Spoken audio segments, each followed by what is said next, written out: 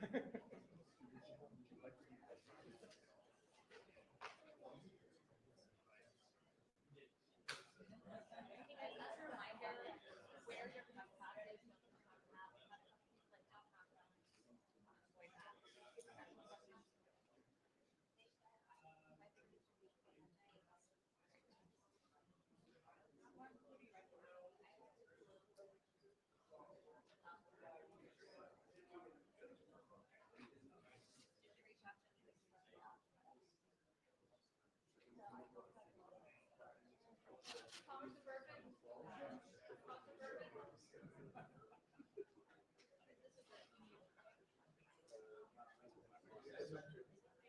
waiting for the important people.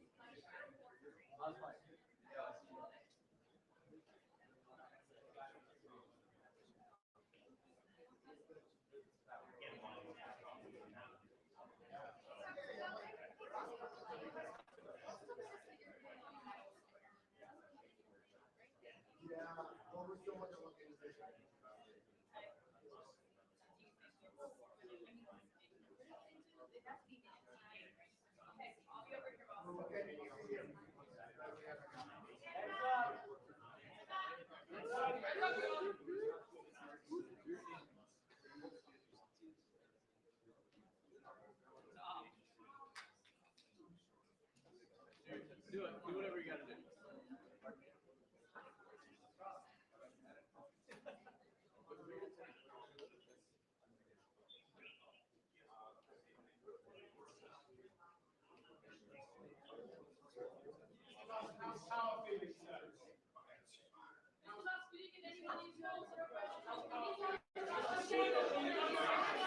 Mr. Musk, what is Doge? What is Doge?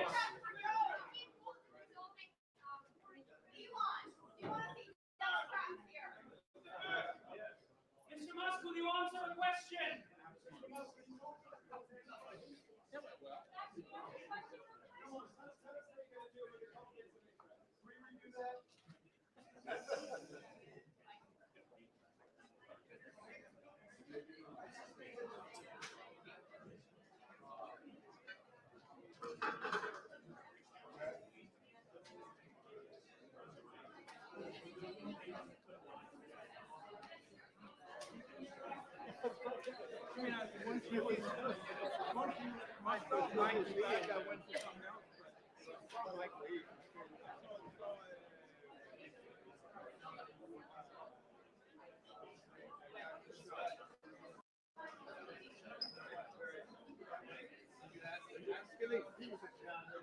Oh, yeah, yeah. Totally true.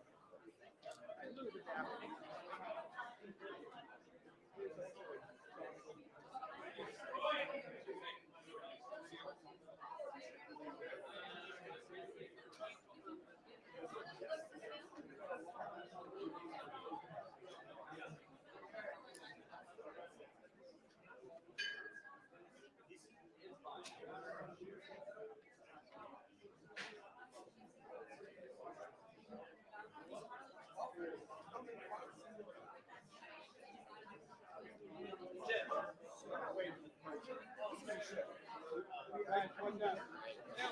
Okay, got it, gotta move.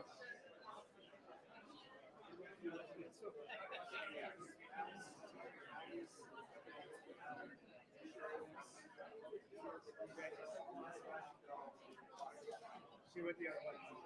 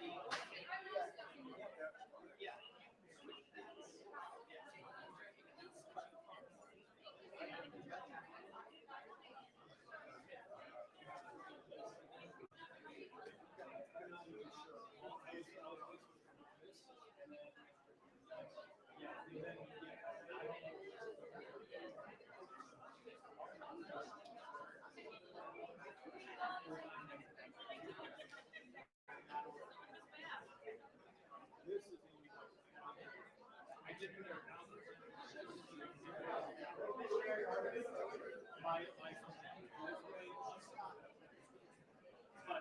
like I said, I didn't know that.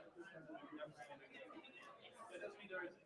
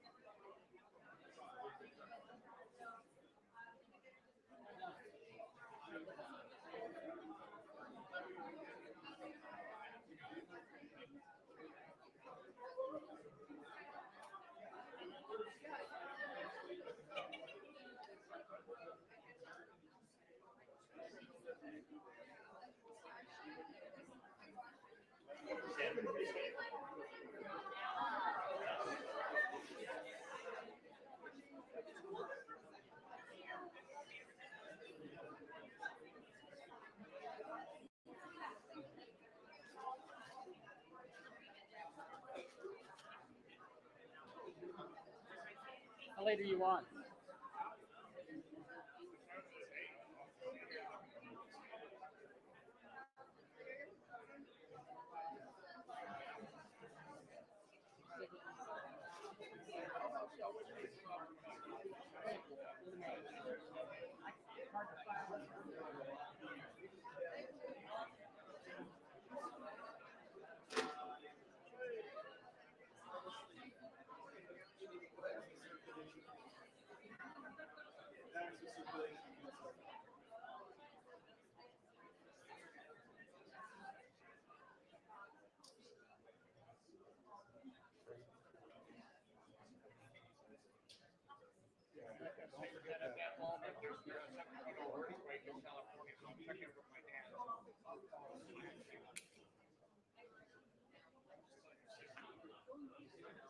I deleted it.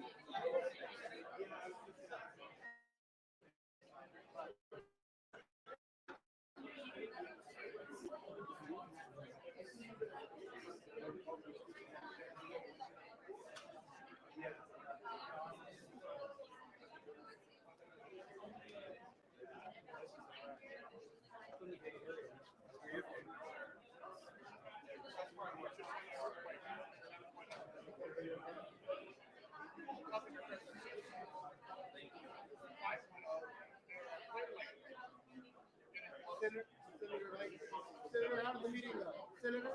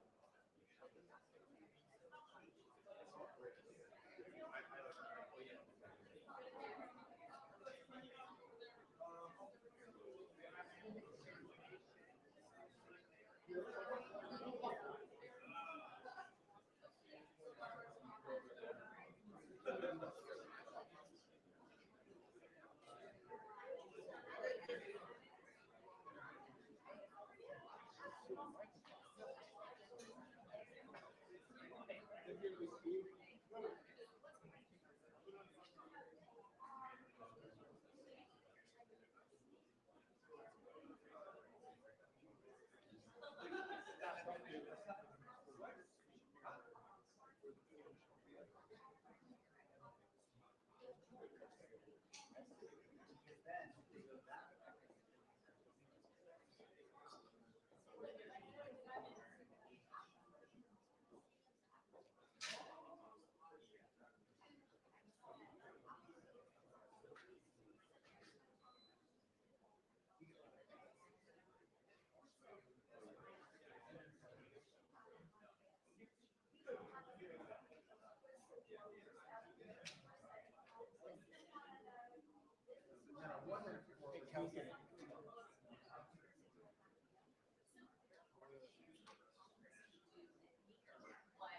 Elon and Vivek want to do, but they're not being compensated. That really help, incentive. It helps bring people back into the office that are members and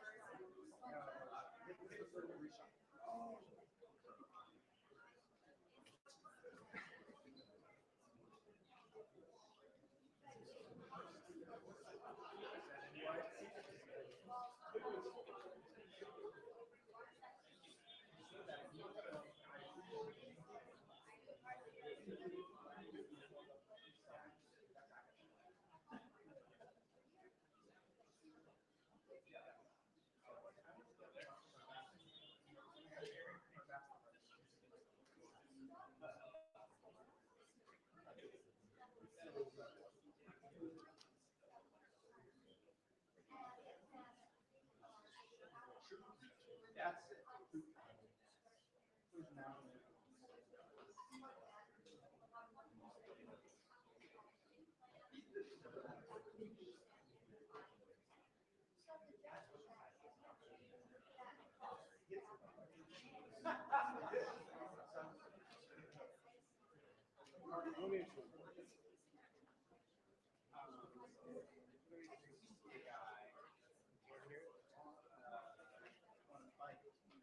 Who would like to play music?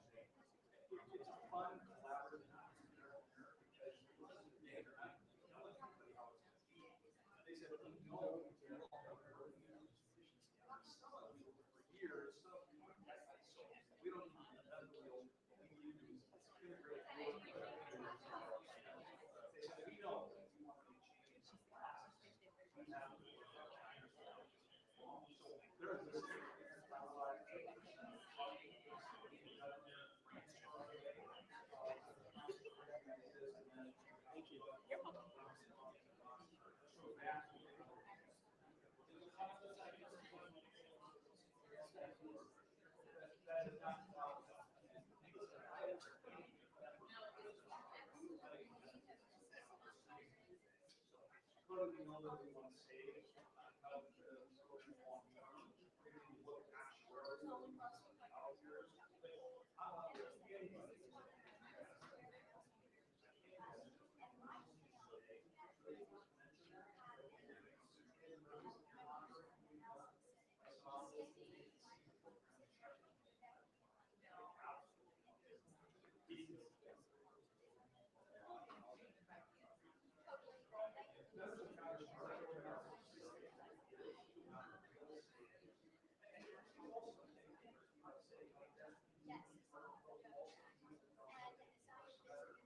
So we're talking about those. It's just really that.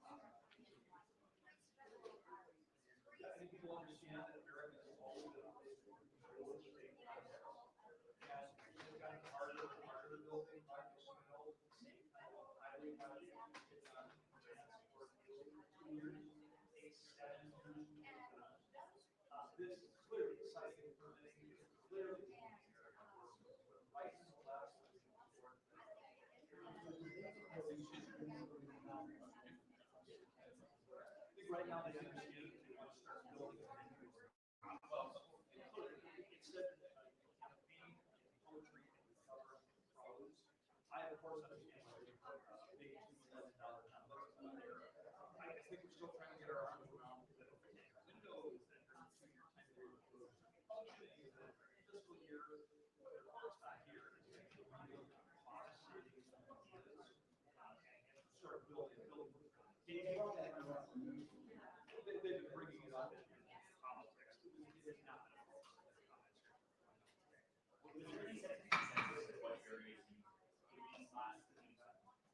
One fun thing about the ideas that the Congress are bringing forward is how very clearly we know we have to do a better job.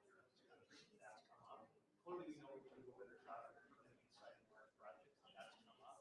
Clearly we know that we've got some areas where government is probably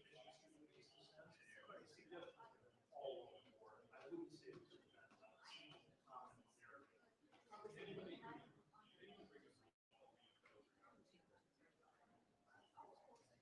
got certain people have talked about it, make sure that we got the federal workforce, they need to succeed, something like this. Here, maybe kind of hand play the work product and different size.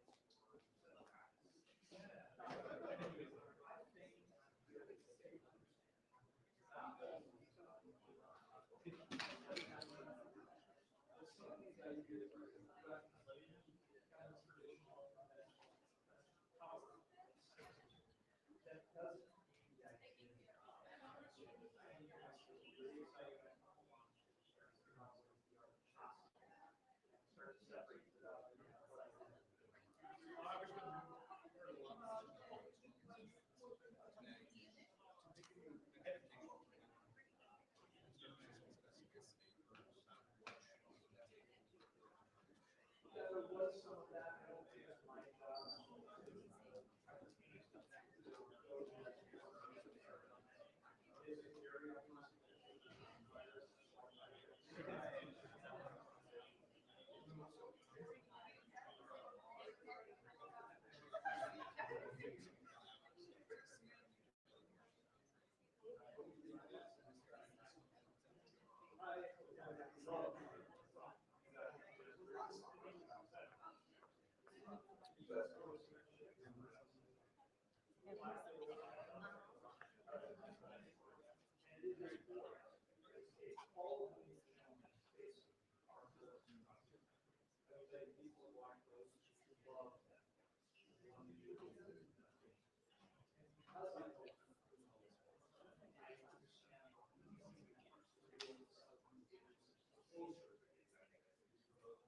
I did not totally get.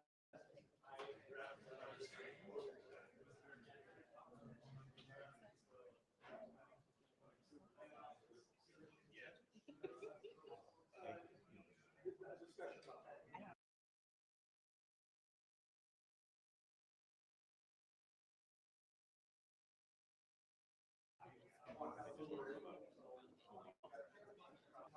Yeah, there we go.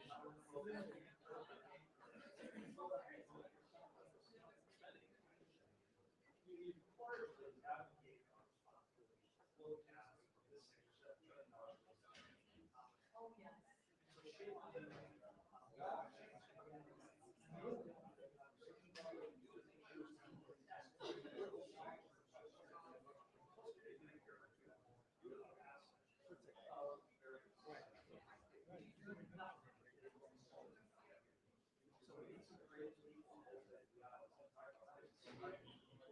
that tie into these discussions about spending cuts? We're looking, is there a way to reduce spending for these programs?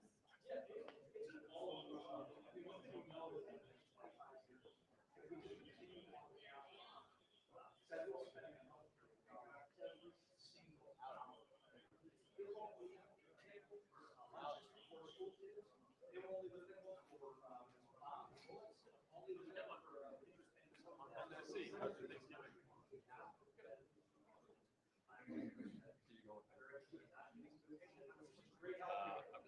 Yeah, but I was.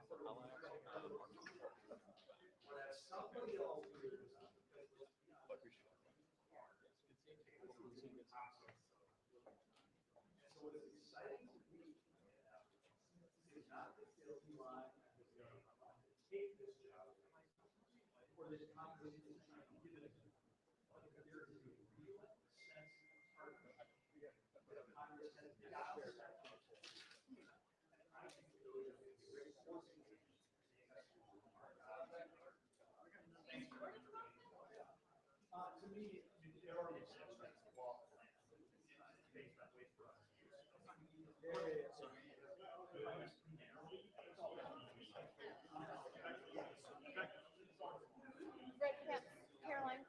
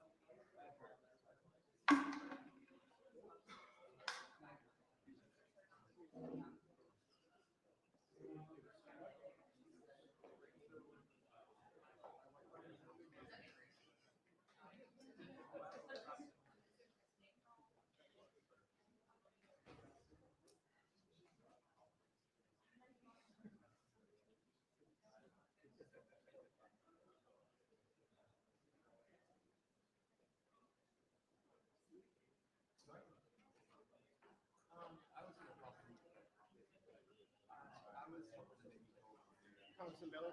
Congressman Miller.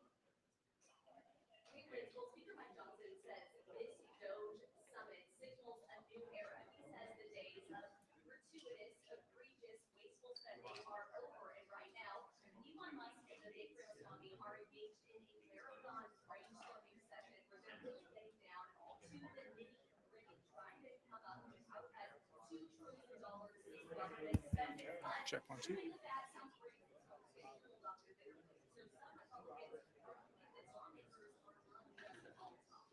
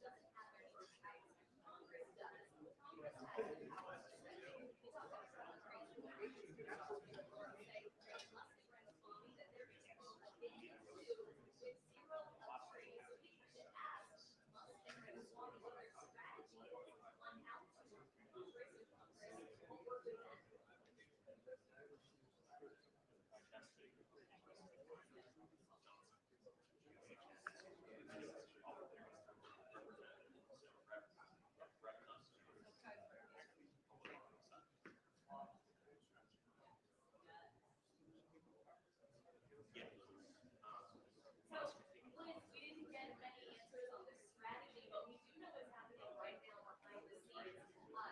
Musk and Ramaswamy had made a big statement, and then it's like an open mic night right now. Lawmakers are taking the microphone and pitching their ideas, things that they want to cut, and Musk and Ramaswamy are kind of listening in.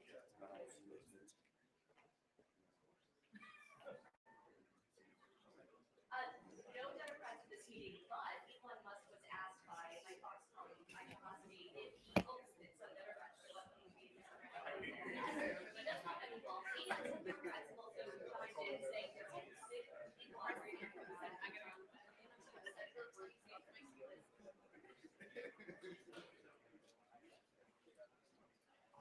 Really? It's on YouTube.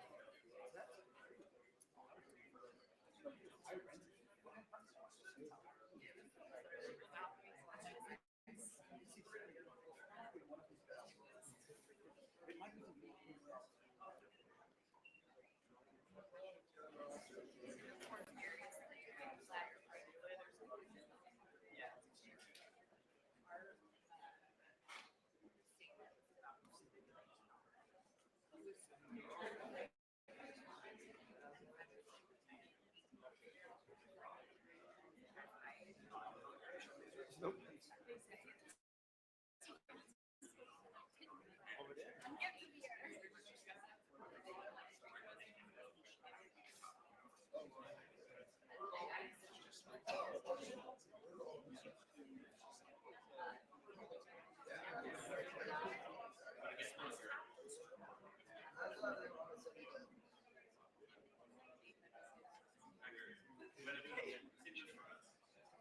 I love your bra.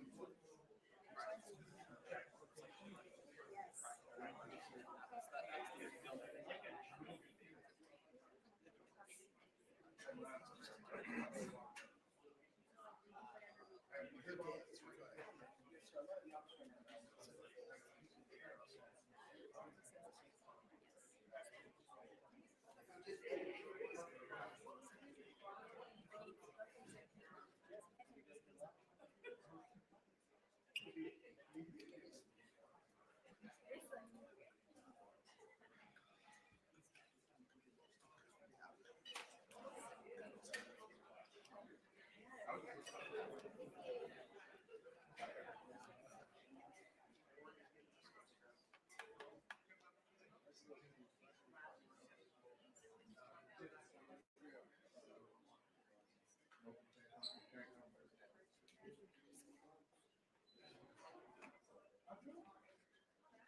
go find an elevator.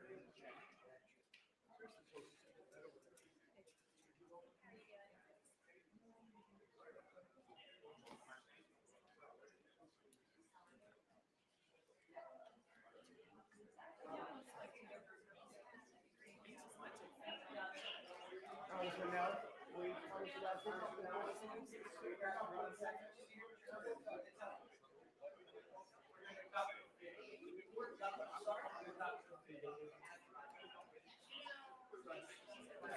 Can't get them for you guys. Be ready with the mic. No, but he wanted me to get in here.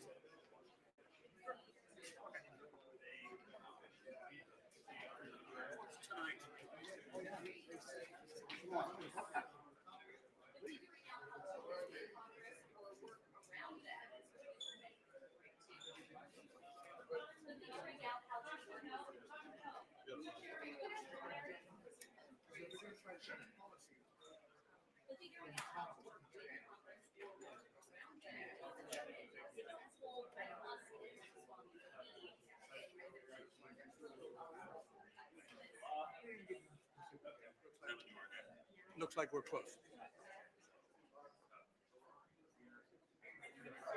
Tightening up again, I think press release over there behind the table.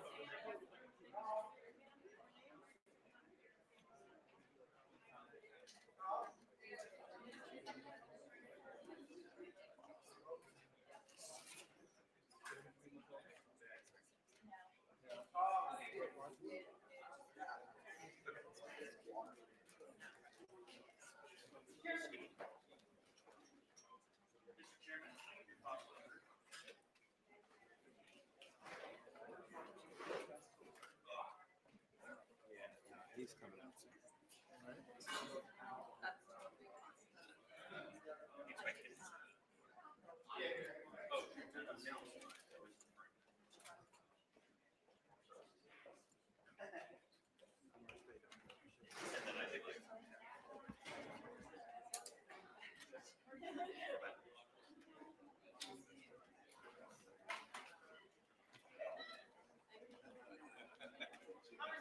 Vivek, can you just ask you about what you heard in there? Cut regulations, cut spending. Okay, Social Security due, No, I didn't touch that. federal workers.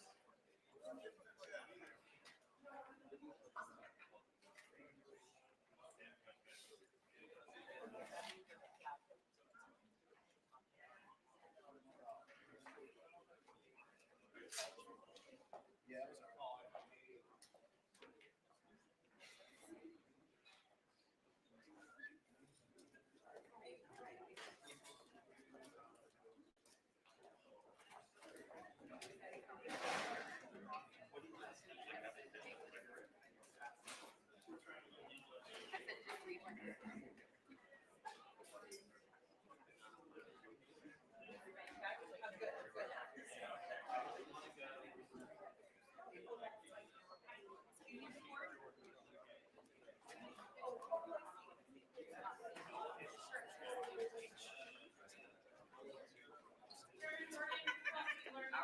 Mr. Chairman, how was the meeting? Mr. Chairman?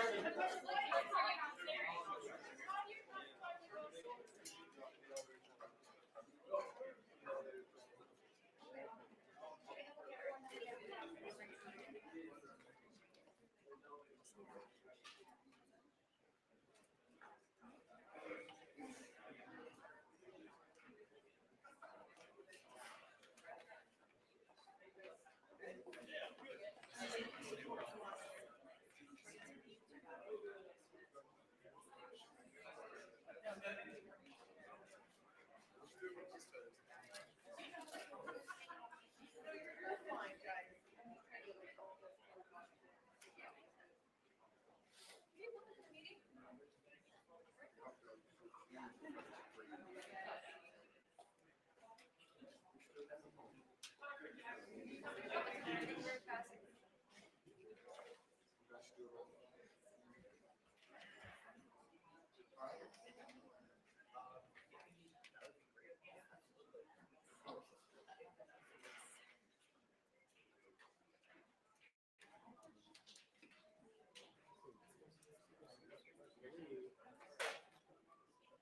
sure there's a different way to hit you.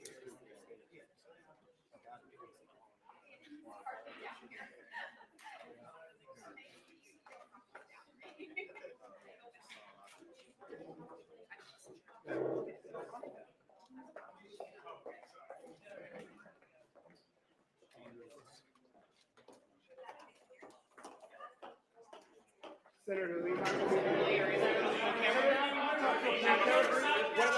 can you talk to a pool camera?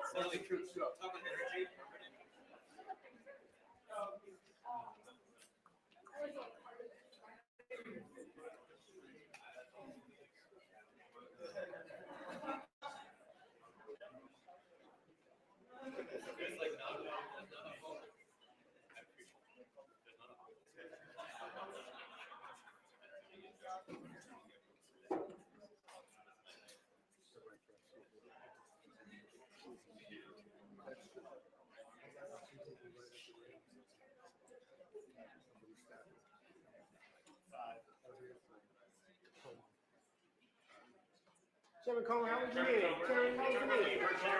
Chairman, can you talk to the pool camera? It's right here, right here. Good meeting, good meeting. Senator Lovis, can you chat about what you heard there? What they're gonna do is gonna be great. I think it's gonna be transformative and hugely helpful to turning our country around. What are the cuts gonna look like? Are they talking about $2 trillion of cuts, Senator?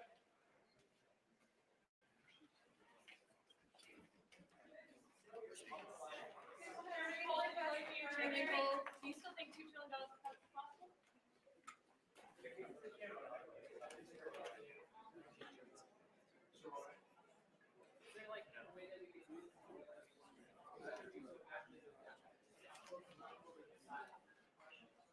Why? Well. What?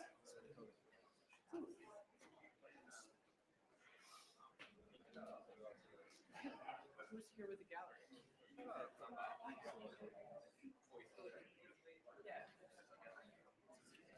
I don't mean to like.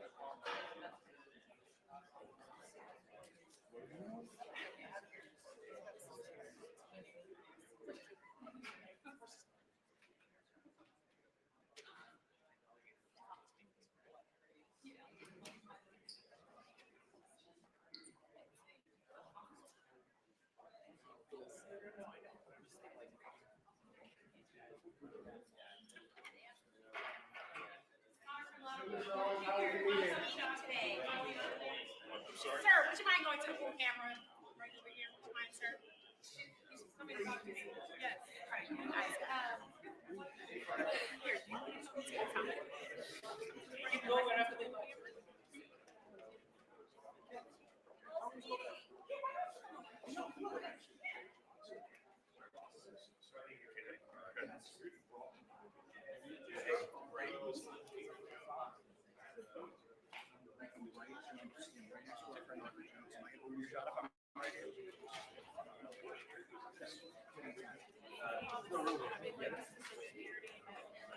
Well, now we don't have to.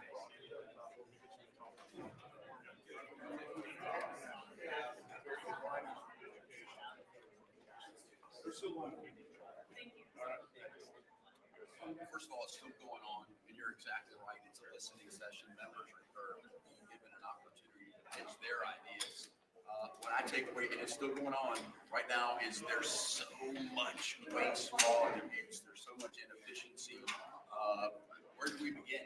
Yeah, I would just say, it's sort of tied to the private sector. That's fine. A whole bunch of folks. If you change the private sector, fund the government. Like, there's a recognition. Congressman good. Congressman good. How is the meeting? Can you tell us how the meeting went? Meeting good.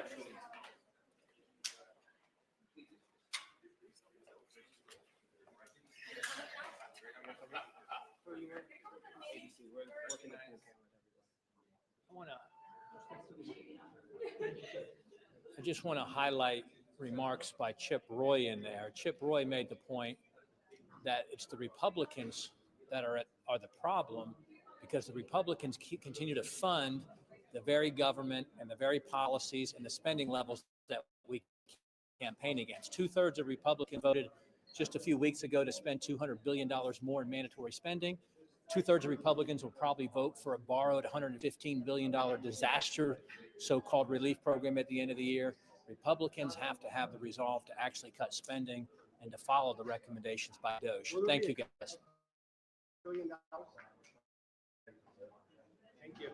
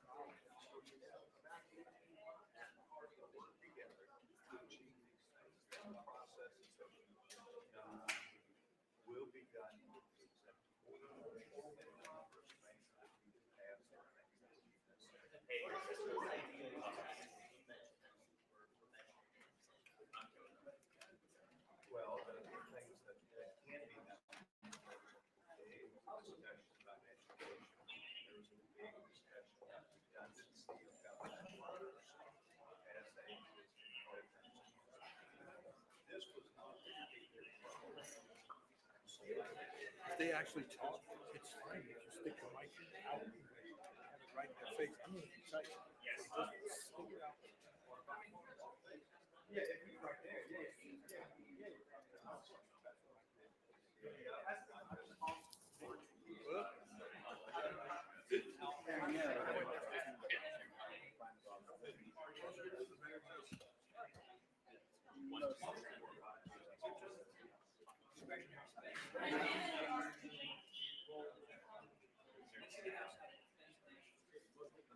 What's that? Oh, yes.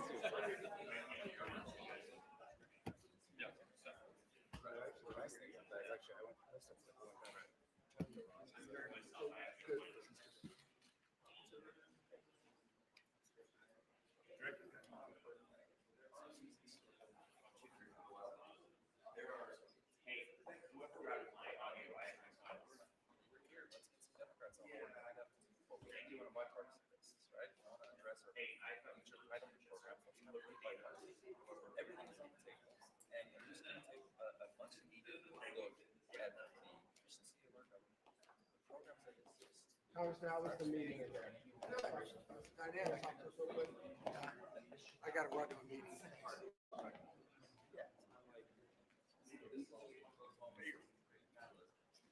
I'm going to give you a recurring theme. Elon has said it twice in the last 2 hours that we've been meeting. Saying that we're no longer a democracy, we are a bureaucracy. That is in charge or not accountable directly to the people. That needs to be to Congress. And he says, my job is to let you guys and make a recommendation to fundamental access to getting people back to work at their office. We have billions of office space across the nation that's being unused right now. Probably not the best use of resources. Congressman, what can you tell us about the meeting again? What did Vivek say? Congressman Roy? Keep everything on the front burner. You guys are really interested in it right now. We want to make sure that, and America is very interested in it as well.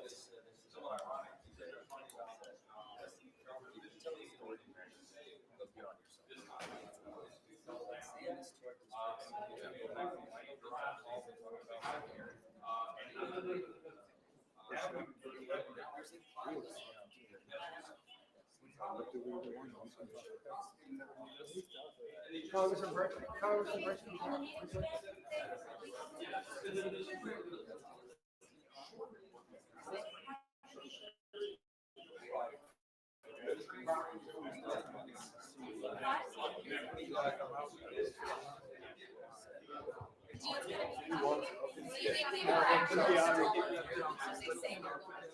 Everyone says they want to cut stuff until it's not their pocket.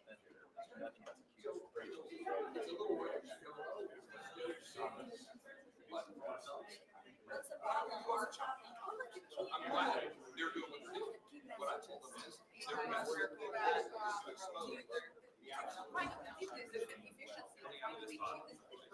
you guys have a plan?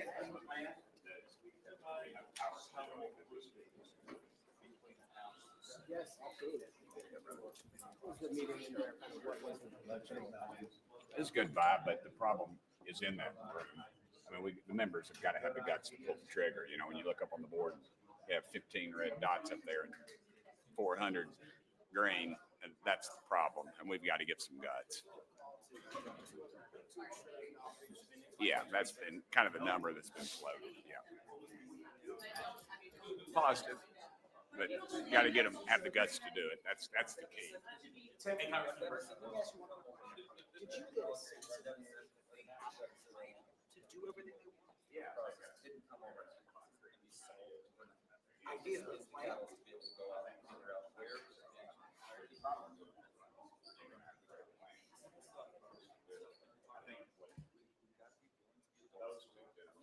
Let's answer your question here. Everything is on the center, not without just Medicare.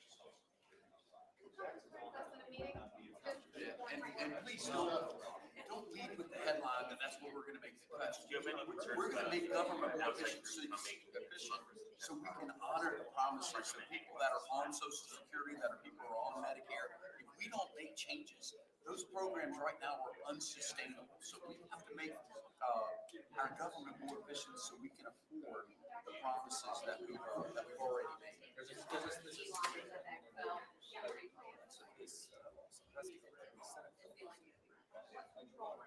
So they're monitoring the fact that wants to find way to find solutions to a lot of our big. And it shouldn't be. Waste, fraud, and abuse shouldn't be bipartisan. Everybody should join in. I know we're always looking at it. It's only a Republican vote, but we've got to reach out. And I think the three of us, as well as the 63 members that we have in this caucus, literally have to work together across the aisles. And let's make government work.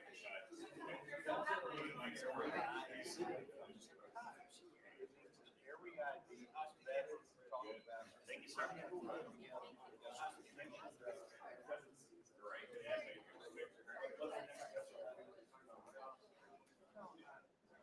Go to efficiency.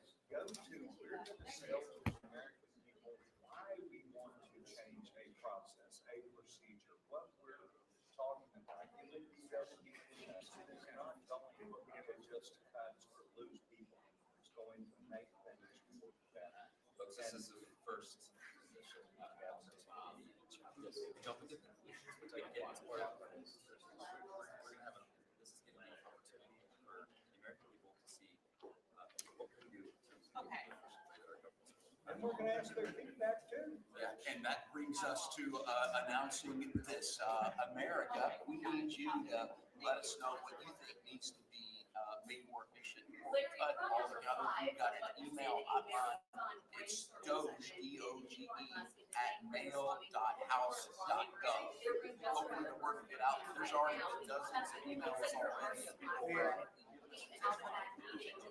a look at that, and we're going to process those.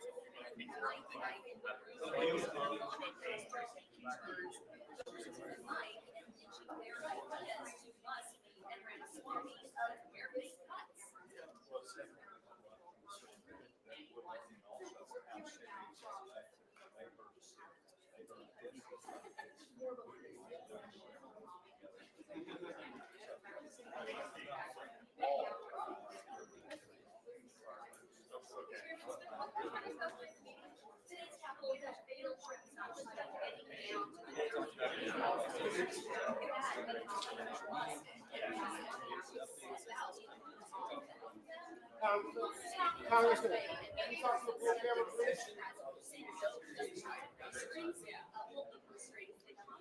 Congressman Crane.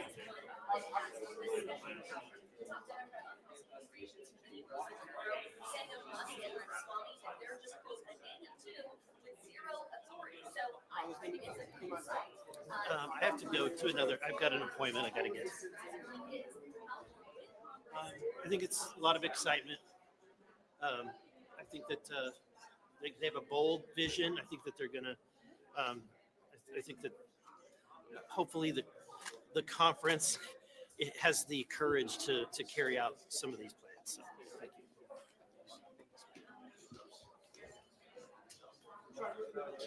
And Larry, Congressman Tim Burgess put it to me this way just moments ago before I came on air with you. He said the problem is in the room. Oh, no, we're yeah, no, Ramaswamy, all the lawmakers there. He said the issue is human nature. Everyone seems to be open to cutting spending, putting out waste, but when it comes down to it, if it's going to be taken off their dinner plate at the end of the day, they're not going to be happy. I might have put it up.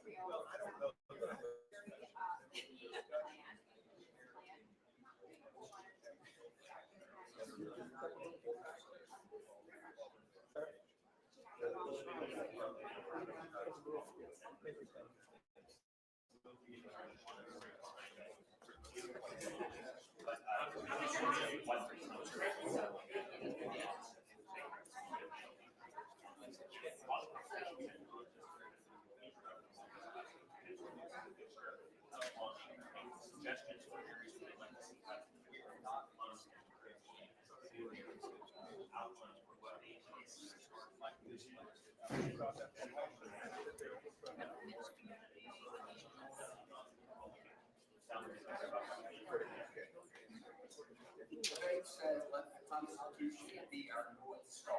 He said that today. And the Constitution doesn't give the federal government authority to education. So yeah, let's have that debate. Should it be better to send that money directly to the states and let them do it, and let them run it? We had a hearing yesterday in education. I chair this. We're mediocre right now. The United States has so grades as compared to other countries. So there's certainly a better way to do it, and perhaps letting the states do it may be a good place to start. Just a really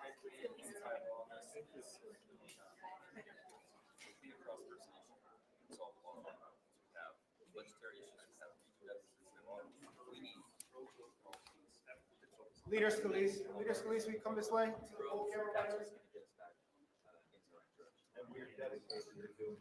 Yeah. Yeah, there's a lot of excitement from our members, just about the idea of making government work more efficient and finding, rooting out waste in government. Our members have been working on a lot of different ideas for a long time, for many years, identifying, bringing bills to the floor to reduce waste in government, to identify it, to make agencies work more efficiently. Many times those bills go to the Senate and don't even move. So the idea that President Trump has highlighted this, put an actual organization in place and, put Elon Musk and Vivek in charge to really focus on bringing all these ideas together, working with Congress, but ultimately making government work better for the taxpayers. That's the ultimate objective. There are a lot of really good ideas being talked about. And so I think these meetings today have been really helpful to start the process. It's great seeing not just members of Congress bring great ideas, but they just started the Doge caucus in Congress. And there's some Democrats that joined it as well as Republicans, and they've engaged the public to start sending in ideas. And it's amazing, in just a couple of days, they've already started getting a flood of great ideas. Did you say that your caucus is unified behind Vivek and Elon Musk on these efforts? I think, what our caucus is doing, and you're seeing this right now in the meeting, is sharing ideas, exchanging. I mean, again, there's a lot of work that's been going on for years by a lot of members of Congress to identify very specific items of waste. And so rather than reinventing the wheel, we wanted to share those with Vivek and Elon to let them know, here's some things right now as you're going to go start your own process. Put all of these items on the table. And we're talking about items that add up to hundreds of billions of dollars or more. So, there's some big items that we've been talking about, and they're all interested in hearing those ideas, putting them into effect, and then ultimately doing even more. Yeah, we talked about doing this some more, and obviously there's a big interest. There's a big interest amongst members of Congress.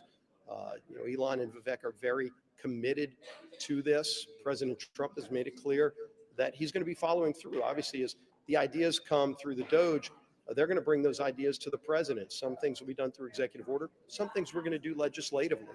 And obviously, we're going to be having those discussions on a regular basis because some of those will require legislative action. We want to get to work on that and do it as quickly as possible. The things that the president can do through executive action, obviously those can move even quicker. So I think the taxpayer is going to be the big winner because they're going to see a more efficient government out of this whole process.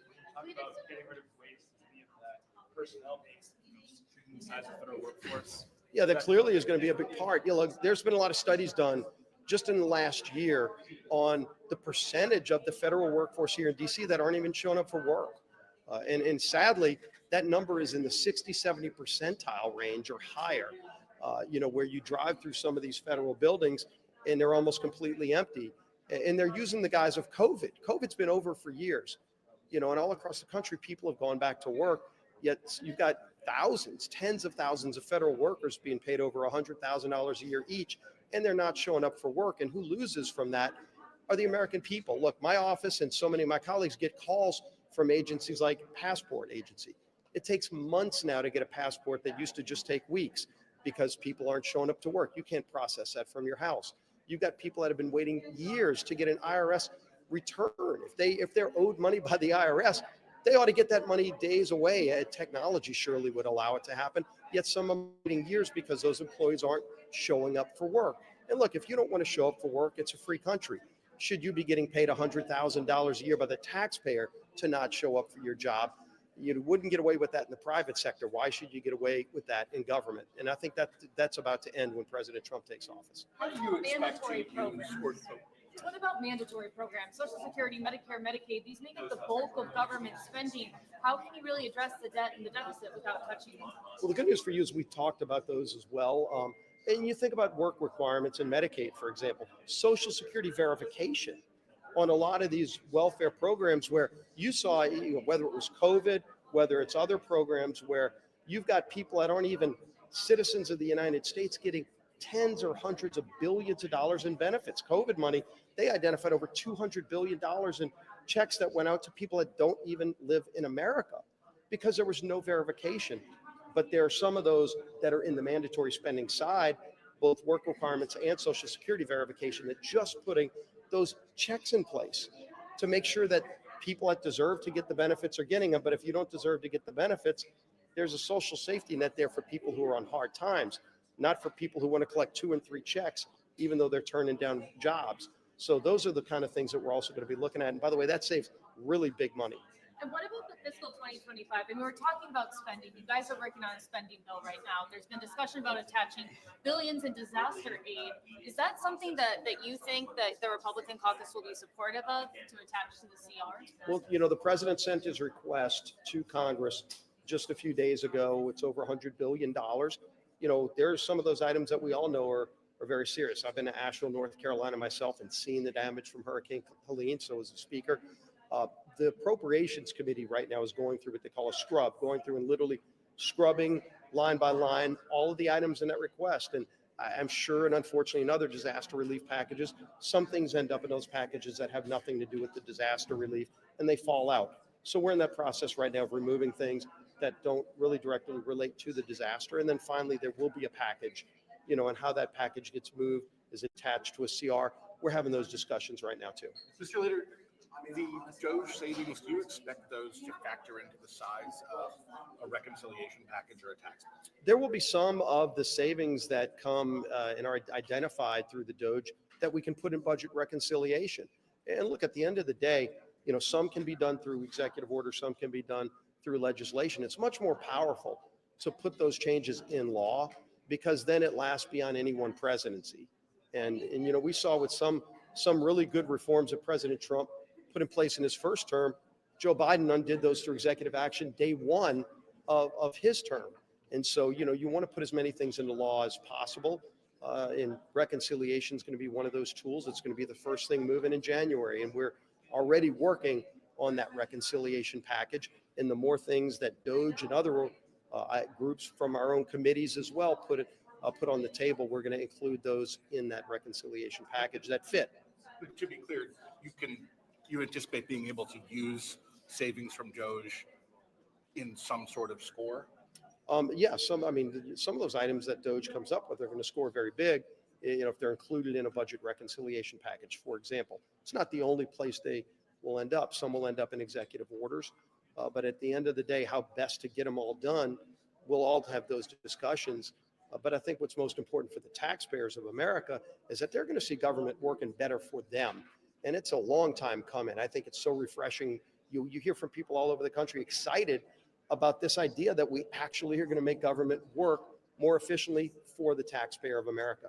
So it's a new day. Would you like to more cuts in Social Security or Medicare, sir? No, we never proposed cuts in Social Security, Medicare. Those programs have some solvency problems that we want to fix. We want to save those programs from bankruptcy. But mandatory spending? Oh, there are other items of mandatory spending like Medicaid work requirements, for example, that would save a lot of money and make those programs work better. How do you think Doge can help reel in the administration climate?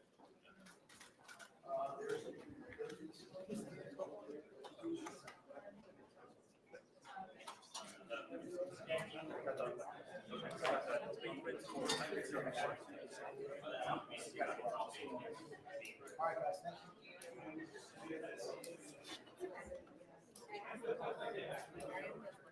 Yeah, 1, 2, 3, 4, 5.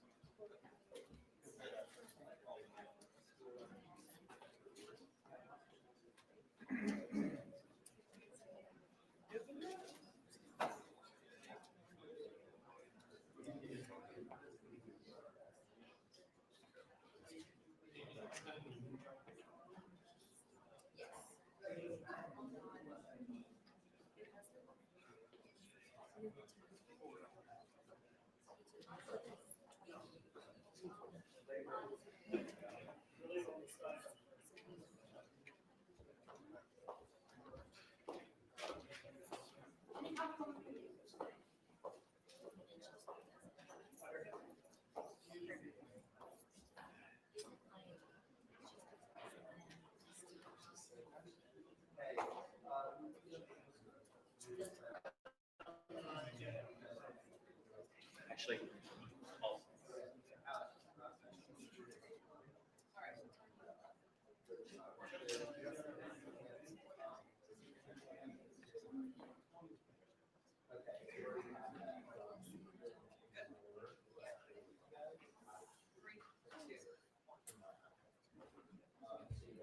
So the co-founders of the Department of Government Efficiency have been giving their pitch to Congress on how they plan to slash $2 trillion in federal spending. And that's been met with a lot of optimism and enthusiasm from the House and the Senate governors, leading to a back meeting. Elon Musk toting his son around the Capitol on his shoulders passed by our cameras and not taking any questions. Your initiative includes cutting thousands of regulations, reducing the federal workforce, and eliminating work from home. Last week, Mike Johnson helping spearhead those efforts. And on the Senate side, Pete Hegseth is still battling to leave the Pentagon with no signs of backing down. The tougher questions are being asked behind closed doors. Hegseth is defending on allegations of sexual misconduct, drug behavior, untreated alcohol, and convert. Democrats have reports that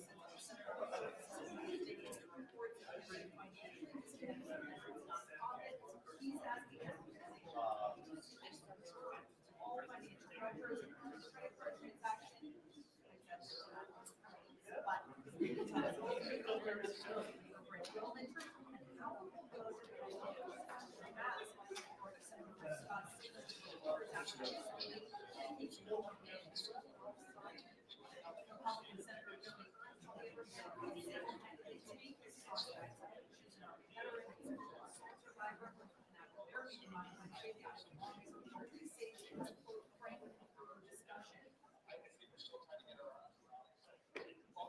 nomination remains in purgatory. Funding that the lawful government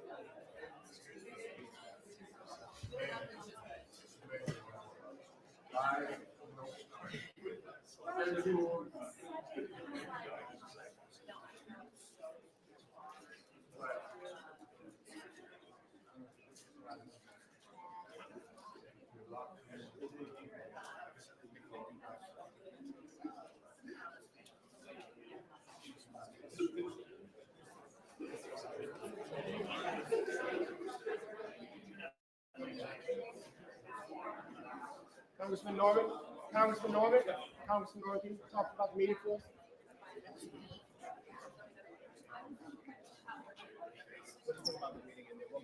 Great meeting, a lot of questions, a lot of focus on getting this country on the financial path of solvency. Great dialogue. What was Vivek and Elon Musk's message to all? They listened mainly, but basically they said they're going to tackle, nothing is sacrosanct. Nothing. They're going to put everything on the table. What was kind of the mentioning of federal employees and having them come back to work? There's been a lot of talk about that. The federal buildings that are vacant, putting that back in private hands. Like I said, everything was talked about. Everybody brought different things to the table, making us actually cut.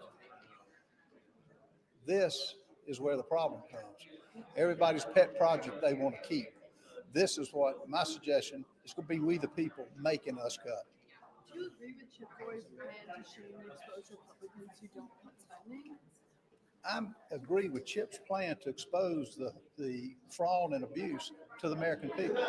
Yeah, I agree with that. Did Musk say he would do that? I don't remember. Well, he asked him, and so did Chip Roy ask him. And if the members don't get behind President Trump's agenda, the American people are going to be furious with us. We have a window of opportunity to set things right in this country. And what people are in pain over is inflation, and it's fueled by government spending. And what we want is to hold each other accountable for getting behind President Trump's agenda to, secure the border and to cut spending. We've got to reduce the government. It is not efficient. Yes, we're in agreement. We're going to do it. We're excited. Look, they're going to examine every agency and show it to the American people. Let the American people decide. They're going to put pressure on us. One thing that's obscene is the pork, but to send the pork to China, to our enemy, is even beyond obscene, according to Elon. I agree with him.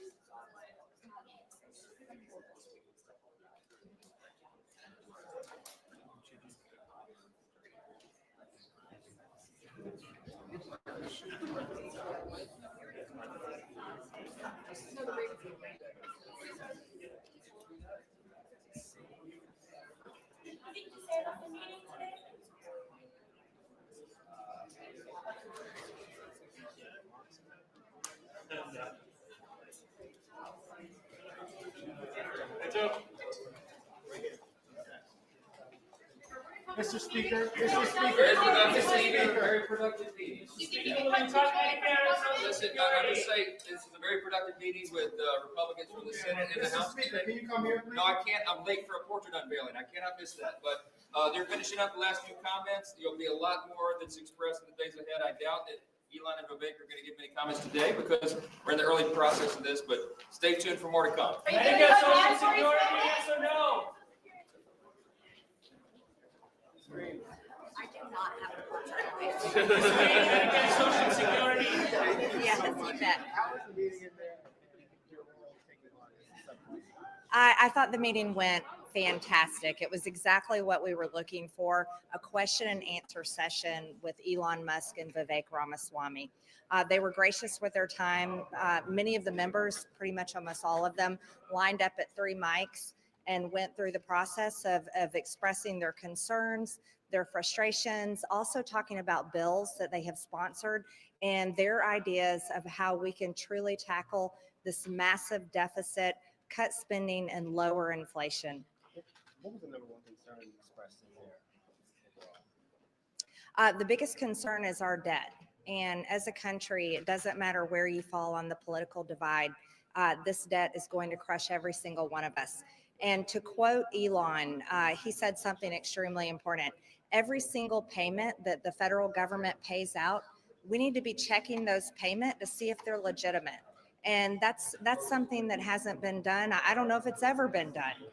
There's a massive amount of waste, fraud, and abuse that we have to tackle, and I will be doing that with my subcommittee, and I am looking forward to exposing every single unelected bureaucrat, every single agency that is wasting the American people's money, and the big government departments that need to be exposed for how they're not serving the American people. Was there a call to cut $2 trillion in spending by 2026?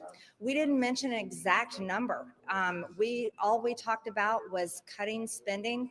Elon and Vivek talked about having a naughty list and a nice list for members of Congress and senators and how we vote and how we're spending the American people's money. I think that would be fantastic. But one thing is for sure, if we can cut spending, we'll be lowering inflation, and that'll be good for everyone. When do you start work on your subcommittee? When does that kind of start? Well, as we all know, the next Congress will convene on January 3rd. It'll take a few weeks to do the order of business, setting up committees and subcommittees, and then we'll be getting ready to roll towards the end of January. Did Musk say that he would expose and shame Republicans for not cutting spending? I know that Chip Roy said that he had proposed that and Musk had agreed with him. Did he agree with him? Elon said that he said a good list and a naughty list. They also have great ideas that they'll be working on with Doge. Now, this will be separate from Congress. They're talking about communicating with the American people, perhaps maybe even a weekly podcast or a report, so to speak. They want to bring in members of Congress and senators and let the American people hear from them about their ideas and the programs that they're trying to work on, bills they're trying to pass. But the biggest, most important thing that Elon wants to bring forward for the American people is information. His big concern that he talked about today is how many Americans don't even know that we have a deficit or a debt of $36 trillion. And he feels like if we can educate the American people, getting the American people on board, it puts the right pressure where it belongs on the House and the Senate to do this job correctly. Thank you. Thank you.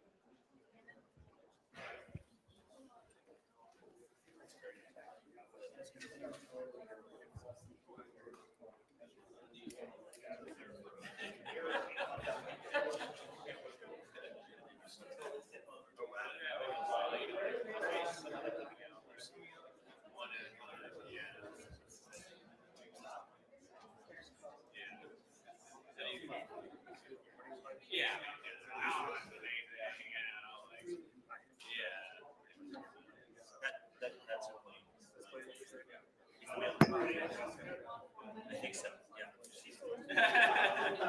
I think so for this. Very good. I thought that balance a little bit, it could be helpful, but like, yeah, I don't know. I mean, it seems like you have a lot of, right? Yeah, yeah. Okay, I'll send you what I have. Yeah. Yeah, I'm gonna. Yes. I'm sorry, I have to stay here. Yeah, that should be all. And also, we get votes right after this, so we like visiting. Yeah. Anyways, I'll send you what I got. Yeah, have a good one, man.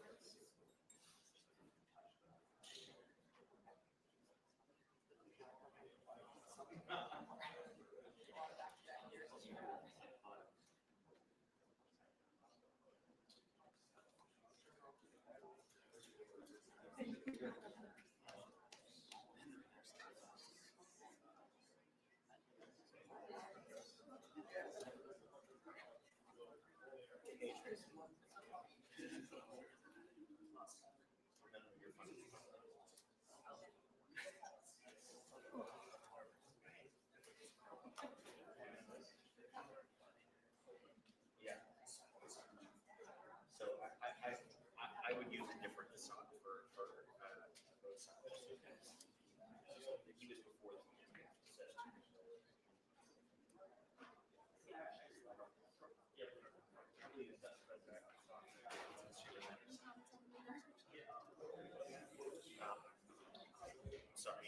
got me.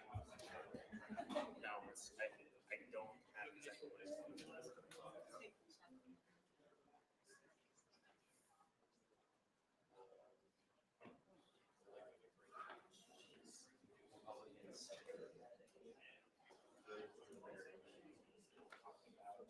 The areas where Musk and Ramaswamy are potential, suggest cuts. Yeah, I would just say the preliminary meeting, and listening session. You bet, Tracy. Oh, wait, Tracy. Am I 5? Oh, we keep 7. Okay.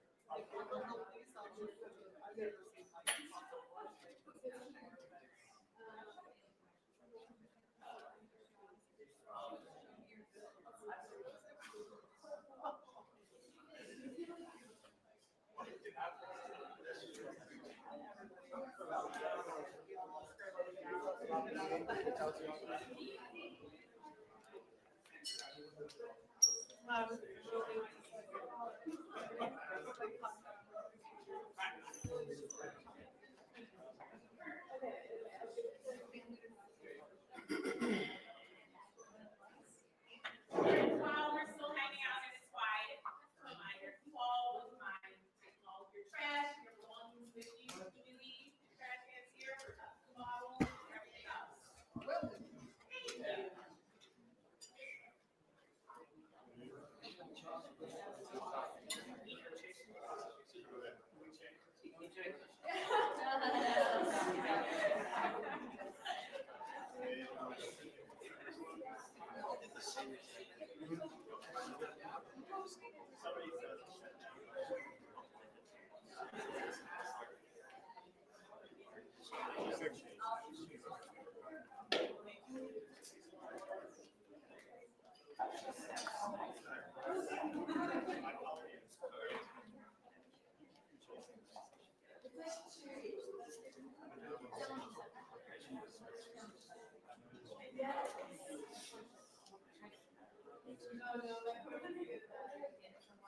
Thank you.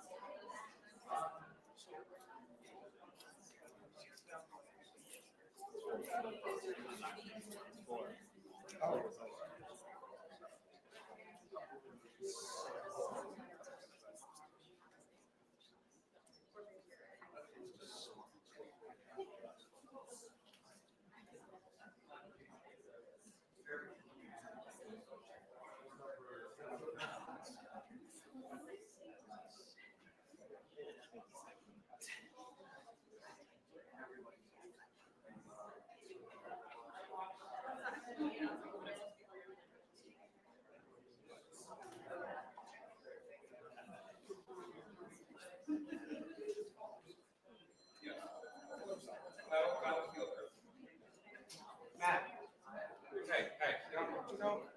Hey, don't learn my name tonight. Huh? He doesn't tell me. 62. 62 candles.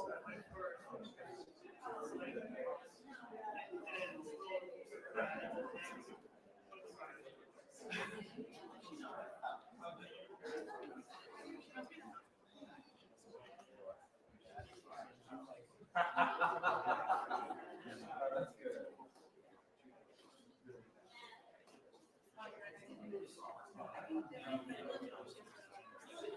No, I was having a nice.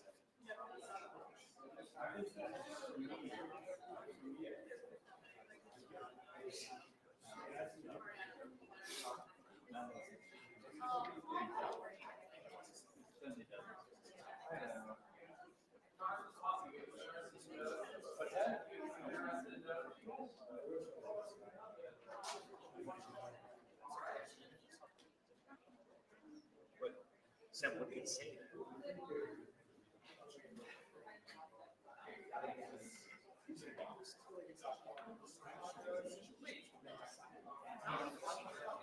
He just, yeah.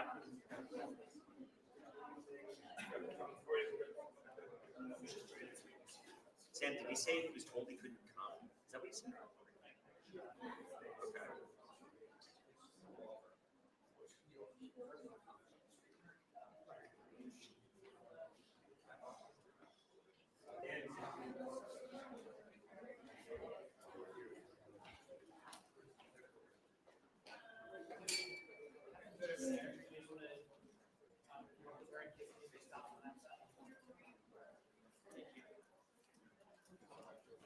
What? I definitely am.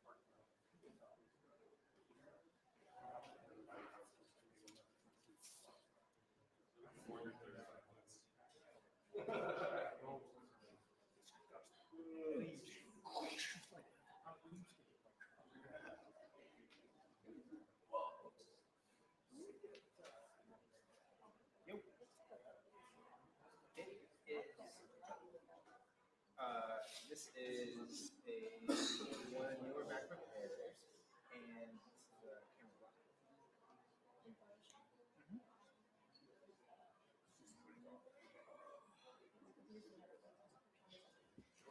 Hey, that's impressive. That it's still,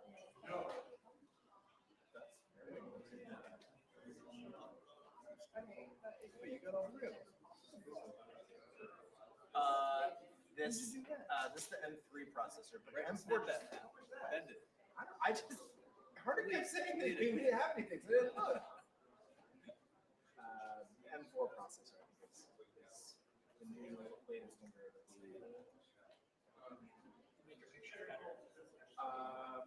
Yes,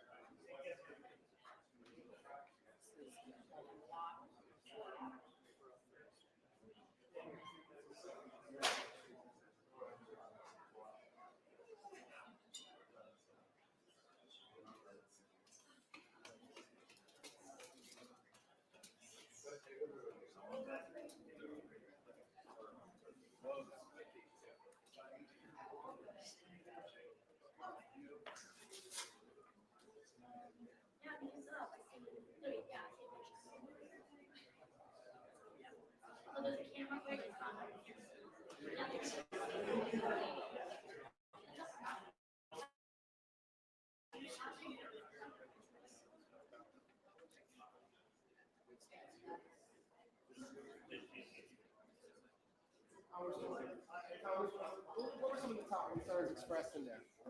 I think a lot of it has to do with regulatory reform. A lot of it has to do with going line by line in this, in each agency and finding the waste and programs that have not been reauthorized by Congress. We don't even know what they do. A lot of it has to do with money we send overseas to countries that hate us.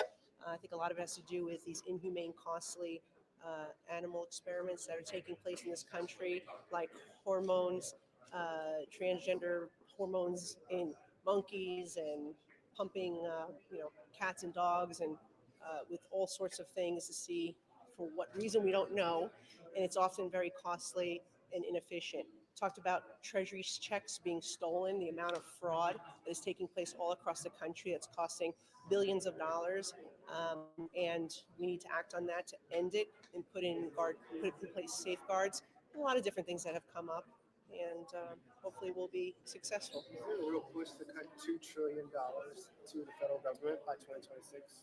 Well, we certainly, they mentioned the 2 trillion. I think members of Congress may, yeah, they mentioned the 2 trillion. I think that we're gonna have to go line by line here and see what truly can be done now. And some of it's gonna be, attrition. Some of it will be selling property that it's very expensive to manage, that we don't need. And so there's a lot of different things. It's gonna take a lot of work to go through it line by line. We already have a lot of ideas because of the hearings and accountability hearings that have taken place over the years in our committees. Now we have an administration that's willing to work with us on this, but a lot of it also has to do with the ability for these agencies to put in place regulations that are so costly. That needs to end, and that will be a major cost savings there, and repealing some of those regulations that have been burdensome and costly will be one of the areas where we can find some efficiencies. Is there an agency that comes up more than another in there?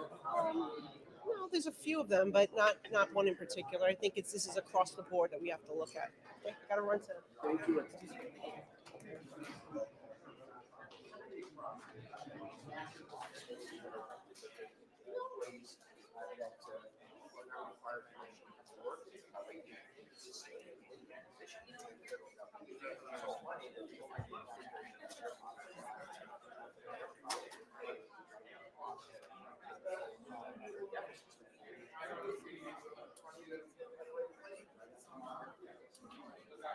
In terms of touching it, would that be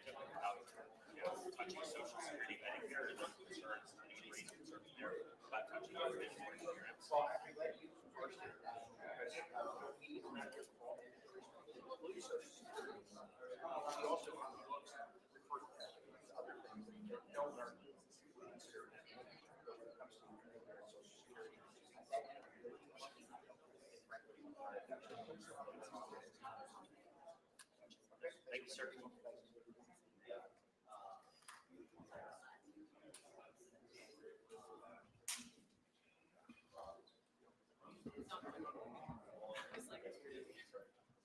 Yeah, yeah.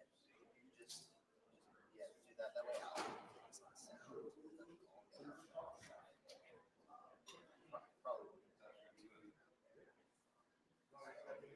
Probably.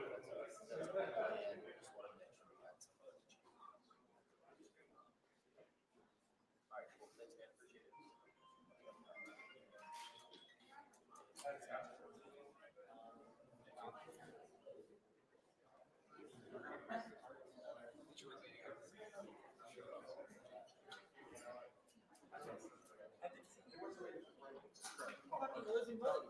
I need to buy Christmas gifts for my family. Wait, what is it? Oh, you hired you out? How much? 1,200 for 4 hours. I'm gonna get it. It's 800 for 4 hours.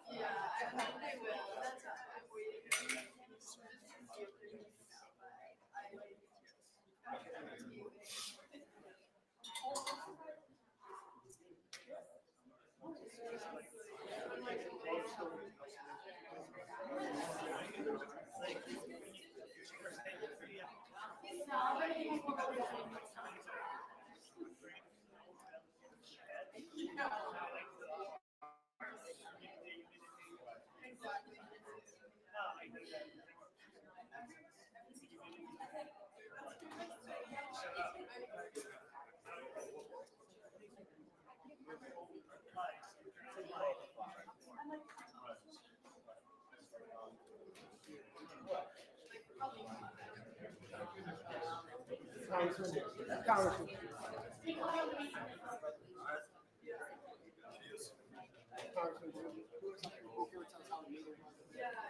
Exciting. They're amazing.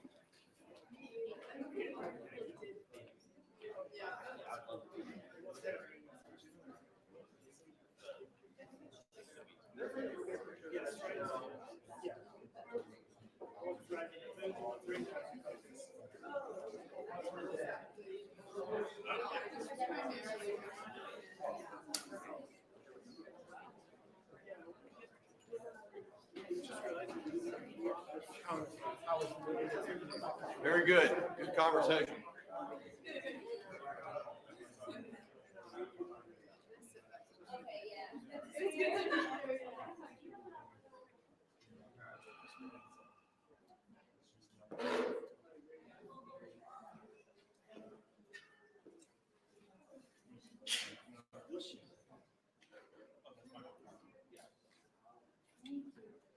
I just didn't see that.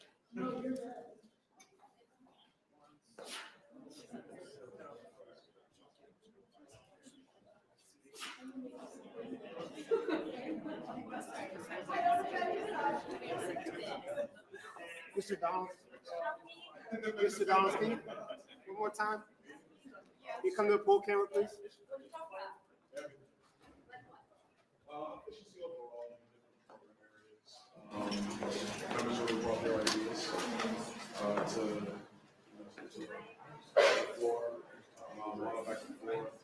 Generally, over various parts of the agencies, whether it's buildings, whether it's workforce. This is very interesting. I like this. Brains Act, authorizing the agencies, as opposed to just appropriating to them without actually giving the agencies essentially the marching orders we're going to do it. We built them back here in DC. It was pretty shocking to people when they find that out. And then also how to communicate these ideas on a consistent basis. I think the communication piece will really help the members on Capitol Hill be able to cast those votes and get it done, because once the voters start hearing consistently about all the areas of inefficiency and waste, it then makes it much easier for the members to pass those votes. Things we should have been doing for a long time here, not Elon Vivek. Did Elon have anything to say? Did Elon contribute anything to the conversation? Yeah, some. It was really more of a spirit for the members. And members came up with a lot of ideas. So they want to see kind of happen. The question is, does it happen purely at the executive branch, or the things that Congress is going to have to weigh in on to try to be permanent? But I mean, at the end of the day, in peacetime, we have a $1.8 trillion deficit. That's crazy. And so we are going to have to trim the fat. We're going to have to be far more efficient, because it's not just about America today, but America. Elon Musk said that $2 trillion, he wants to cut $2 trillion. Is that still a number that was discussed in there, or a goal that? Yes. It is? Oh, yes. How do you do that without touching entitlements? A number of things. First of all, you can definitely get to current waste issues in all of the agencies. That easily will get you to a $4 trillion right there. You can deal with buildings that you have using more, some real super minor workforce issues. You have a lot of people who are going to be retiring soon. We actually used to have those positions. And then you can go on. There's a bunch of different areas you can get. The regulatory burdens alone. And then also could actually decrease regulatory burdens in smart ways. Yeah, that's right. Then you can also actually continue to grow your economy and provide more revenue. Can you take some questions back here? No, we didn't get to hear this. This is cool, man. What's up? Just talking about the Okay. So, I mean, look, what in the meeting specifically is members brought their policy ideas, policy prescriptions, areas that they feel are kind of the low-hanging fruit. Elon and Vivek kind of took that in. There was feedback back and forth. I think a lot of the next big step is, what does implementation look like? Is it going to be by order in the White House, or is it going to be by stuff that Congress has to do? I think you're going to see some of both. But great first step. Glad that some of our colleagues from the Senate were in with us. And so, Senator-elect Moreno was with us. Senator Britt was here for a little while, and she had to leave. But it's going to be a process. What was most of the back and forth about? We've been told several times that the meeting was almost over, but it seems like it just kept going. When you have great conversation, it's hard to just end. You want to make sure you get to everybody, and members came in ready to work. And it's an exciting time in Congress. We have a lot more to do, but we're going to get it done. Are you going to be working with Vivek with those? Yeah, we've talked about that, and then for us, it's just finding the ways to move that process along here on Capitol Hill, and to be working seamlessly with them. And some stuff that they might do initially through an executive order, we'll probably have to follow up on through. Which through agency was the most we concerned? didn't really talk about specific agencies. It's more about just overall processes within all the various agencies.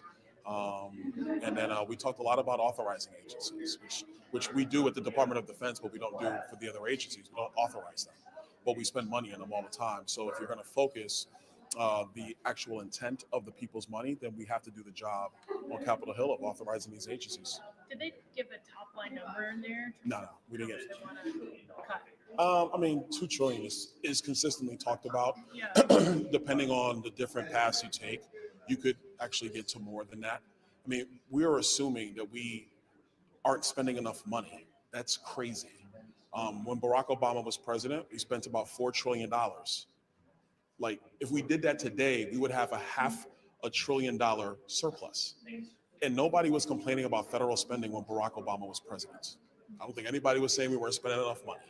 So we have to be responsible. We can't just continue to do everything for everyone, because at that rate, we'll be doing nothing for everyone. We will simply run out of money and it will destroy our country. We got a responsibility to fix it. All right, Thank you. Thank you.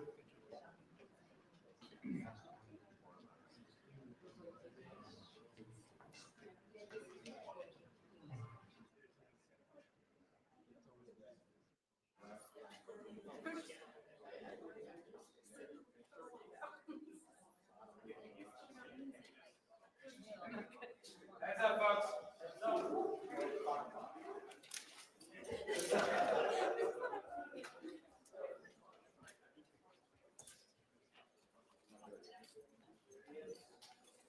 Step aside, please.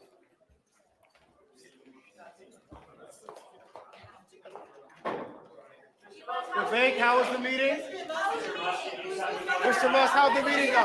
Mr. Musk, can you speak to us right now? We just want to talk to you.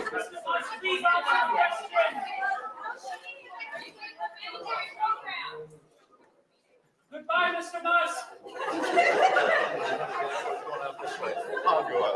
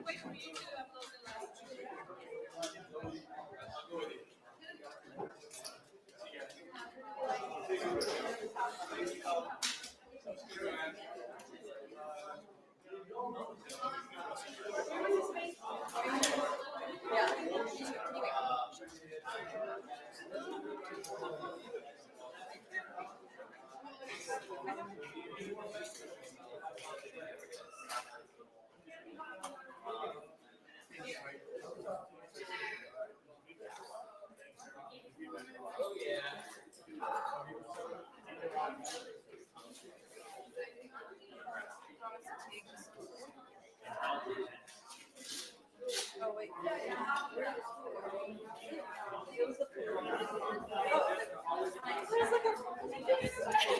you. Who are you with? ABC News. Okay. You're the pool. So what do you want me to tell you? All the secrets. You want to say all the secrets. They were very cordial. They listened to all of us. They had a lot of patience. They dedicated 3 hours to this body.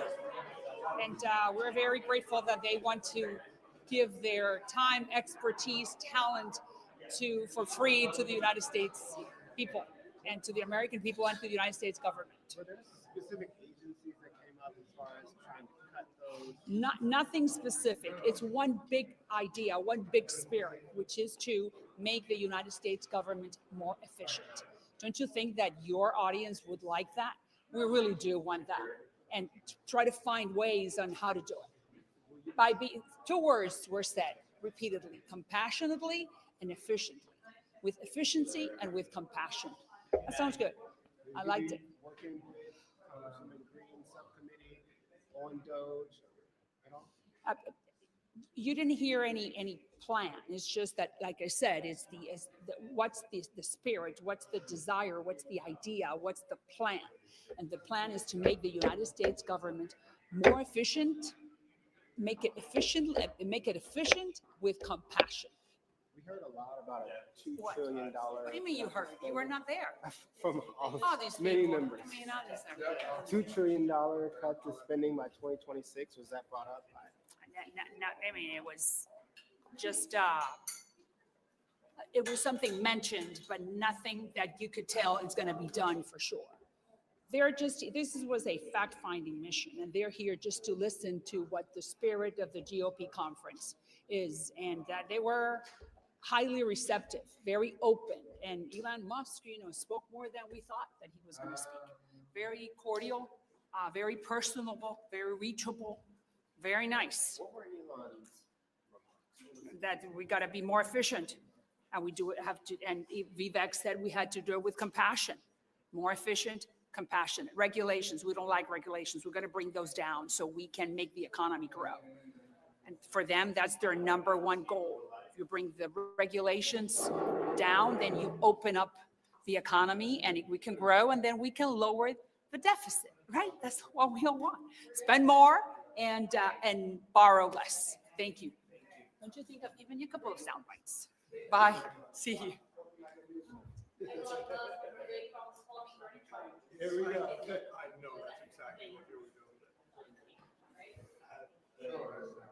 No, you would think she knows better. She said she was a former anchor in Miami, so she should know. Thank you.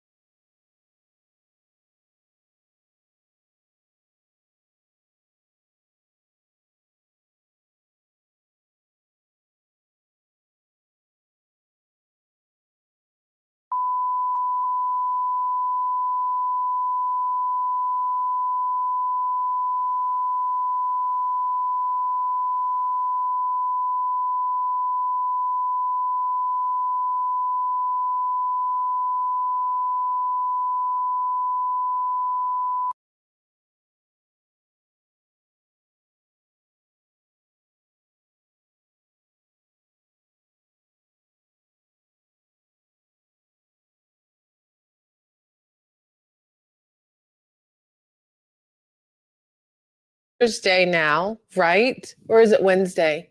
What day of the week is it? I don't even know if it's Wednesday or Thursday. I'm not even going to lie. I feel like I don't know what day it is. Either way, it's December 5th. I got that much. I know that much. Hopefully you guys are having a good day so far. And we are still backwards on YouTube. Yay. I was hoping they'd fixed it, but I'm trying to watch at the same time to see if it's backwards. And sure as shit, YouTube doing YouTube things. We are still backwards. Thank you for being here today. I had a dentist appointment this morning, so my mouth hurts just a little bit. We're going to jump into a whole bunch of stuff, but if every once in a while I like lick my lips more, it's because everything's kind of dry right now from being in the dental chair for about an hour and a half. That's just the start. It's going to get real gnarly for the next month. I've got like 3 more appointments to go in, so yay on that. But let's go over the breaking news, if you would like. So the breaking news here being the pictures that have come out of the shooter. Okay, I'm going to go like this. The shooter of Brian Thompson, the CEO of United Healthcare, yesterday in New York City, outside of the Hilton Hotel. I think they said it was in Manhattan, maybe. They have released a lot of information in the last few hours, or the last couple hours, right? We saw it yesterday when it first happened. It was a picture from outside, then a video came out of the person doing the shooting, then more information came out, then some guy on city something, the little scooter things that are around the area, came out and said that he could pinpoint exactly where the shooter went because the scooter and all this other stuff. A lot of information yesterday, right? Well, now, y'all, let's see if we can start at the beginning. So instead of the pictures, now they're saying that the shells had words like etched into them. This whole thing is crazy to me. So you have this United Healthcare CEO, Brian Thompson, gunned down, murdered on the sidewalk in front of his hotel yesterday morning. And it is the same man who, side note, his company was based out of Minnesota. So there's him with good old fruitcake walls there, in case anybody's curious. And that's the wife, and then that's their kid, I guess. So that's why they have the image blurred. But that is the man that was gunned down yesterday in New York City. And that is dipshit Tim Walz of Minnesota, governor. Can't stand him. But anyway, so we have all the information that's been coming out, and I'm trying to keep up with everything. Here was the video I showed you guys yesterday of the ambulance, the people that take care of everybody. My brain is so fried today. It's absolutely ridiculous. There's the video of them trying to resuscitate the man. Did not work. That didn't happen.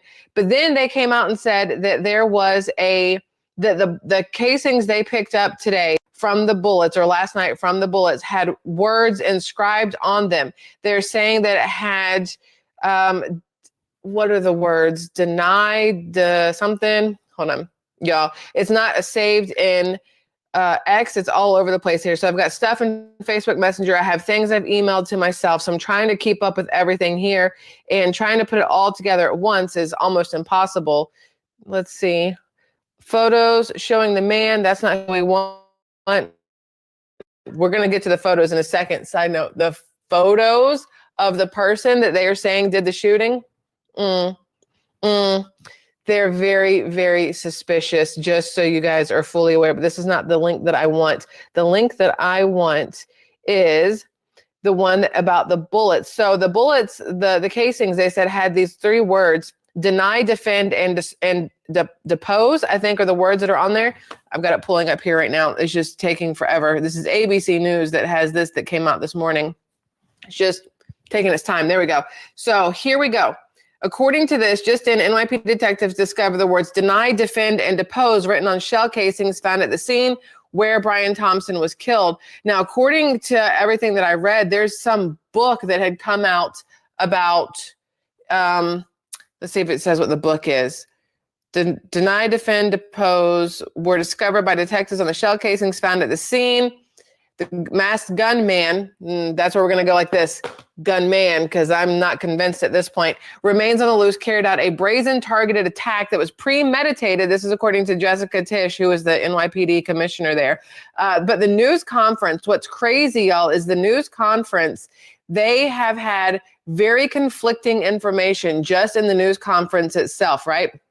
So first off, the wife came out within like an hour or two of her husband being brutally murdered and was talking about how he had been getting threats, but she wasn't sure what the threats were. She just knew there were threats, but didn't have like any actual information on the threats, which is already interesting to me that she was able to give this coherent statement right after her husband is murdered. I'm thinking if anything happened to my husband, good luck trying to talk to me for weeks. I'm going to be the most incoherent, babbling, blubbering mess out there. And this one was like, oh yeah, well, so kind of expected it because he's been getting threats and blah, blah, blah, blah, right?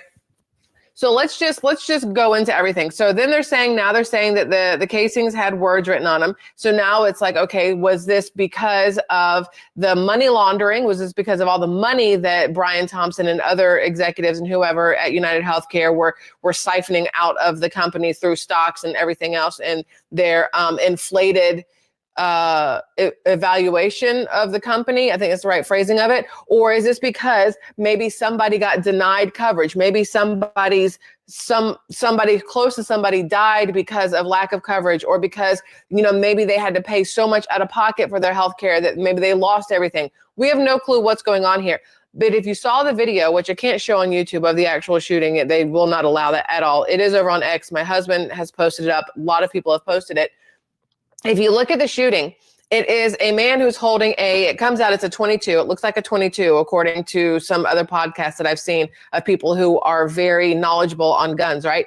They're saying it looks like a 22 with a silencer on it. And it looked like, this is where it gets confusing, because according to this, there are a lot of people saying this person is a professional, and there's others saying that this person is brand new at shooting, has never shot a gun or whatever else, because it looked like the gun kept jamming. Another person was saying the gun wasn't jamming. He was trying to catch the casings as they were released out of the chamber, which obviously can't be the case if they're finding the casings on the ground and they have words written on them. I'm not sure everything there, but it did look like the gun kept jamming and like this person was having issues with it. But here's what's crazy. So this is from the surveillance footage on the sidewalk itself, right? The backpack looks like it's a cream color. The sneakers look black and white. The pants look black. The jacket looks black, correct? That's what you see, because that's what I see from the photos that they took from the crime scene itself, okay? So then they start talking about how they have pictures of this gunman inside of Starbucks ahead of time. Okay. So this is the picture they're saying is inside Starbucks. That this person, before he decided to go on his, murderous rampage of one person. I don't know if it's a rampage, if it's just one person, but before he started to go on his killing spree, he decided to stop and get coffee first, because you don't want to murder somebody on an empty stomach and without enough caffeine in your system, obviously. So this is the picture that they got from inside Starbucks. Again, looks just like the picture on the sidewalk of the person shooting the gun, holding the gun, looks just like the video. So again, black jacket and a kind of cream color, gray color, whatever backpack, and then a face mask covering almost everything up to the nose, but not the whole nose. All right. Right there. That's what they have. Okay. But wait, because then they tried to say that they have pictures of this same person inside the hotel that they were staying in. According to this is, they said was inside the hotel. I want you to see this. Let's see if I can zoom into one so I can show you one and then show you the other. So this is what they're saying is inside the hotel. Okay, you can see the floor is different than the one in the Starbucks or the coffee joint. And the jacket still looks the same. The jacket still looks black, right? Kind of. But the backpack is also black. The backpack is no longer gray. All right. And they're saying that this is the person who did the shooting, that this is the same person from that Starbucks picture and from the video out on the sidewalk in front of the Hilton. That backpack is a completely different color. Now, what's even more interesting to me is that if you go here, it looks like the same picture. It's supposed to look like the same person. All right. But they have lightened the picture. I don't know what they've done here, but they're saying this is the same person. Please notice the floor, if I can get this to scroll up, is a different color. All right. I don't know if they've altered it, if it's whatever. They're trying to say it's the same person. The floor is a different color, although it is the same floor. The jacket is a different color. The pockets kind of sort of line up, but not really. The hood kind of like the same, and the face covering kind of the same, right?